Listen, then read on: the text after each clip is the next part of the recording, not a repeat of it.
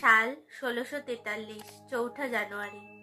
প্রখ্যাত ইংরেজ পদার্থবিজ্ঞানী, গণিতবিদ, জ্যোতিষবিজ্ঞানী এবং প্রাকৃতিক দার্শনিক এবং আলকেমিস্ট। অনেকের মতে নিউটন সর্বকালের সর্বশ্রেষ্ঠ এবং সবথেকে প্রতিভাশালী বিজ্ঞানী ছিলেন। তার সবথেকে বিখ্যাত গ্রন্থ ফিলোসফিয়া ন্যাচারাল প্রিন্সিপিয়া ম্যাথামেটিকা প্রকাশিত হয়, যাতে তিনি সার্বজনীন মহাকর্ষ এবং গতির 3টি সূত্র বিধৃত করেছিলেন। এই সূত্র মৌলনীতিগুলি চিরায়ত বলবিজ্ঞানের ভিত্তি স্থাপন করেছে।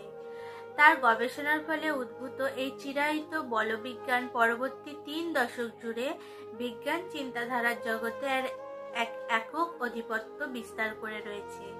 তিনি প্রথম দেখিয়েছিলেন পৃথিবীর এবং মহাবিশ্বের সকল বস্তু এই প্রকৃতির নিয়মের অধীনেই পরিচালিত হচ্ছে।